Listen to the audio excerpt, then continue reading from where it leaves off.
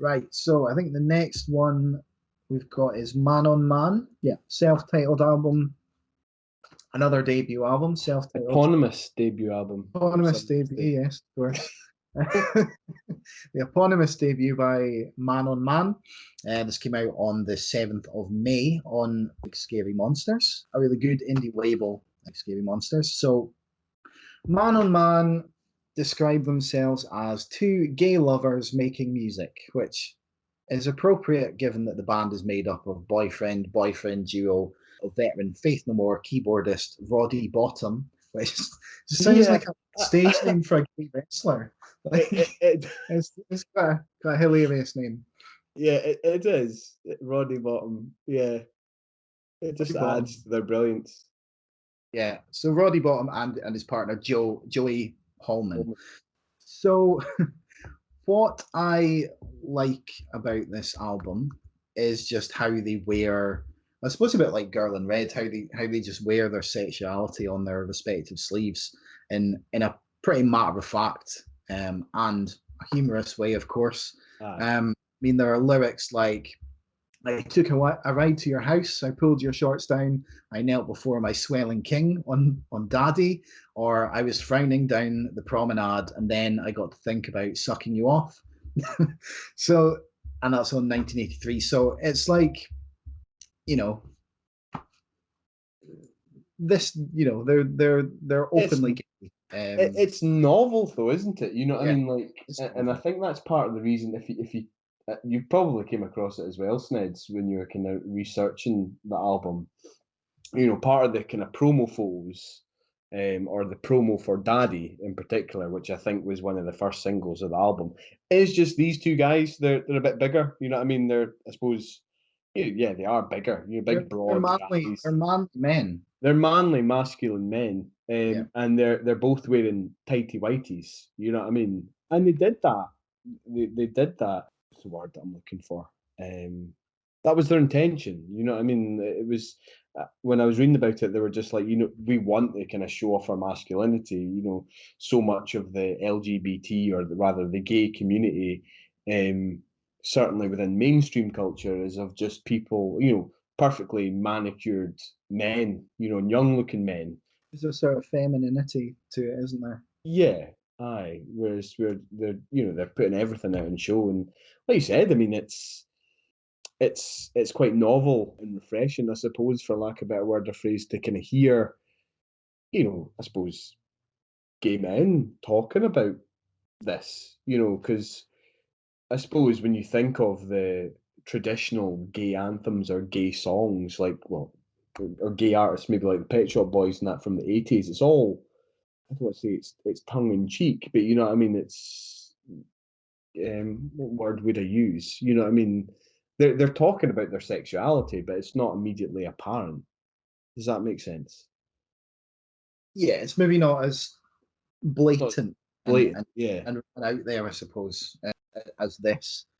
Um, I mean, none of that would really matter No. if the music wasn't good. No, that's true. And The music's th- amazing. this is an album full of great songs. And I would say of the stuff we're covering this month, this is the one that I've listened to the most since it came out. Like, so and it opens in a kind of a strange way because it opens with a 6 minute long like atmospheric kind of Drone rock. draw. Yeah, it's like I've said, the Black Angel style Absolutely.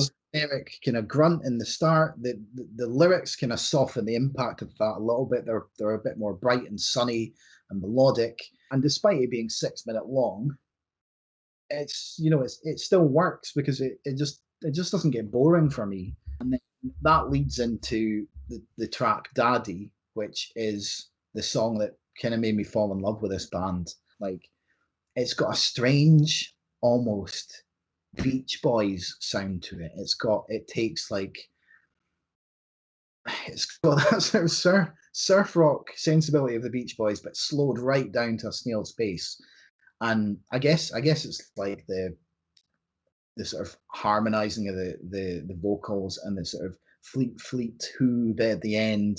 Um, Yeah. Yeah, that's really good. And it's got that sort of sunny California style thing, To but the point it's where they actually sing, "We took a truck and drove to California." yeah, absolutely. It's a bit super furry animals as well, like weird, like with the weird sweeping electronics, and I guess the sort of they're not high pitched vocals, but they're in this song they certainly aren't like they're not a baritone, like. But it reminded me of super furry animals. On other songs, the vocals are deliberately, um, deep, but on this they're far more light, I suppose. But again, you were talking about the promo shots for the album. The video for Daddy is these two like hairy middle-aged men, in their tighty whities, in various situations. But I think the vocals, like I mentioned, the vocals earlier, some of the lyrics from the start there, like the opening section, but the chorus, like where they sing, "Daddy, can we keep it? Promise that you'll feed it." If it becomes psychotic, we'll take you to the beach. Or take you to the water, is it? I think it's To the city, isn't it? is it the city? Okay. Yeah, it's just a really really fun song with this. It's really there's so many sing along bits as it goes through. So I don't know what else to say about Daddy. I think it's brilliant. Yeah, I mean, I you've kind of described them as being electronics. I might very well be, but that kind of stabbing guitar, stabbing electronics, that you get kind of midway through the song really grabbed my attention to the point where like I'm like singing a lot. I'm singing those bits, Uh-huh. rather than the lyrics. I'm actually singing those bits. So yeah, it was a really kind of There, standout there, song. yeah, there are lots of instrumental parts like that in all of these songs that you hook onto and sort of sing as well. I think like there's probably a bit near the end of Beach House, but there are lots of them. Mhm. But what other songs stand out to you, Grant? Well, I particularly like the next track. We have to mention the next track. It'd be wrong of us not to. It's so fun to be gay, Yeah, which I thought was really I really enjoyed it. It was just really fun. It sounded like the sort of like a kind of happy, clappy music that you might imagine somebody singing round a campfire. And if that was their intention, then it's fucking genius, in my opinion. It's all you could imagine that's like a song like that being sung in like Sesame Street, being like, "Remember, kids, it's okay to be gay." yeah, it's like welcoming. Yeah, It's got oh, a totally. Yeah, welcoming sort of sound, like, and it repeats that mantra. Come along, it's so fun to be gay. I really like the bit where they sort of go, birds do it, bees do it, we do it. yeah. And then it's like really jovial whistled melody right at the end. I've said this is genius as well. Aye, Yeah. really good. To be honest, I can't fault any of the tracks on the album. The next track, I believe it's the next track, kind of Beach House has starts off as this kind of stripped back kind of acoustic number, however, kind of layers up as the song gets a bit more textured. Effectively, just kind of documents their life together, living in a beach house, which is where I think they actually recorded the All album. right. I remember reading in an interview that they were living in Brooklyn when the COVID-19 pandemic first hit, and they chose to drive down to a sleepy kind of beachside town called Oxnard near Los Angeles, and I can't quite remember which song it's on. Maybe it's in 1983. There's a brief pause, kind of an instrumentation, and you can hear the sound of kind of crickets and the crashing of waves before the lyrics come in. I think, well, the vocals and the lyrics come in, and I think that you'd imagine that that was recorded there as well. Yeah, I think 1983 is an interesting song because it's got like the most blatant lyrics, like two men flat out saying they want to suck and fuck each other, and Yeah, but it's the vocals. I think the deep, like but almost baritone vocal delivery is like just works really well with that because it makes it also really manly.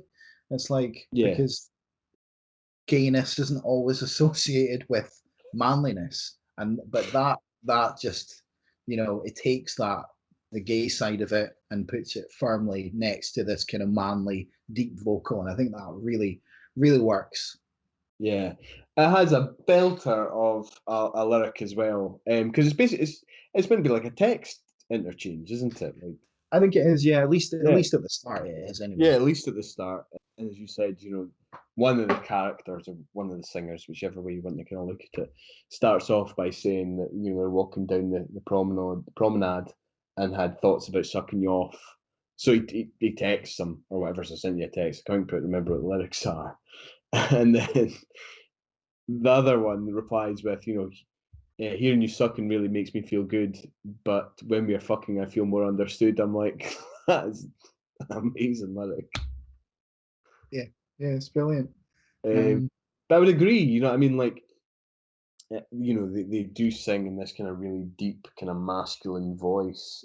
And I don't know about you, but this track and also Two at a Time, I think the vocals on 1983 and Two at a Time really reminded me of kind of Lou Reed in a way. oh, Kind of yeah, remind me that the Velvet of something the Velvet Underground might have done, particularly Two at a Time. Like that, that really reminded me of "I'm Waiting for My Man," the track "I'm Waiting for My Man." okay, yeah, okay. I've kind of gone with I've referenced the Beach Boys again here, just those opening piano chords, like they're really sort of jovial, sort of Brian Wilson kind of esque, I suppose. But I think Two at a Time is or Daddy are probably my favorite song on the album. Between those two, Yeah. I like the way Two at a Time builds to that kind of repeated line, which is like look ahead at all the possibilities, living to the best of our abilities. Windows open, yesterday's ability, 1, 2, 3, 4, 5. And then it goes ba ba ba ba ba, and it repeats that through the song. It's just like the melody, like there's so many really good melodies, whether it's in the lyrics and in the vocals or just the guitars or the Mm. keyboards or synths or whatever. Like there's just tons of really good melody on this album. I liked the last track as well, man. It floated. Yeah, yeah, yeah. It felt Um, different. It almost felt a wee bit out of place, but I kind of really enjoyed it nevertheless. It's quite kind of brooding and atmospheric, I suppose, in comparison to yeah, the rest of the it's tracks. weird, like weird, like rhythmic electronic Yeah, as a percussion, which is pretty cool. I mean, the song before that, Kamikaze, sounds a bit like Radiant Heart. Like, if you remember those guys, sort of hmm, like um, acoustic songs with piano and soothing vocals. So you've got that with Kamikaze. Please Be Friends, another standout for me, particularly yeah. in the way it's sort of a I kind of felt as if that kind of vocal refrain of "Please be friends" almost sounds as if he's kind of like pleading with the yeah, listener, like "Please be it friends, is, and please be friends, please be friends," which I just it's found really fun. Like, it's almost to me, it's like looking back at everything that's happened in the past and seeing all these moments where you've not been accepted or that kind of thing, and sort of saying let's be friends instead. Kind of, it's quite poignant, I think, yeah, and it's quite forward thinking and forward looking instead of kind of directing kind of malice or hatred to the past. So I think I quite like that.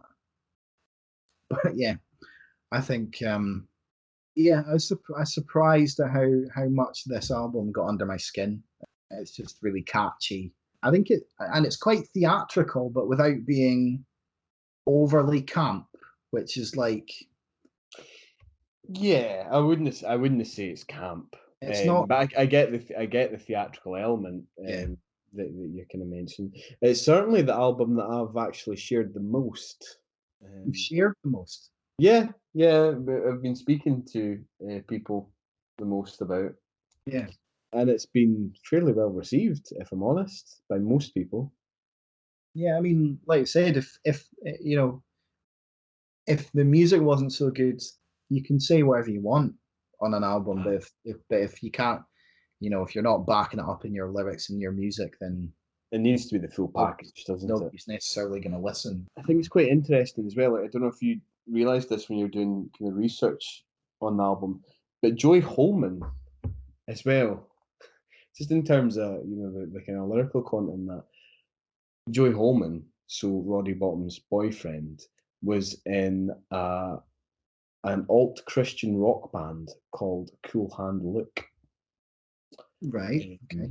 Before he came out. Aye, so that's a bit like uncomfortable for him, probably. Yeah. He said that like he enjoyed his time spent with him, but like he knew that he was kind of like almost like living a lie, like he wasn't allowed to be himself, as it were. Yeah. So this, I imagine this would be a massive departure from the type of stuff that he's kind of made in the past. Yeah, and this absolutely sounds like they are being themselves and having a really good time doing it. So like, more power to them, I suppose. What did you rate it, my good man? I've given it a 9. Like it's brilliant. Yeah, It's eight brilliant. or nine for me. 8 or 9 for me. Cool. So that was the debut album from Man on Man. All caps. They insist on all All caps. caps, is that important? Yeah. Cool. Okay.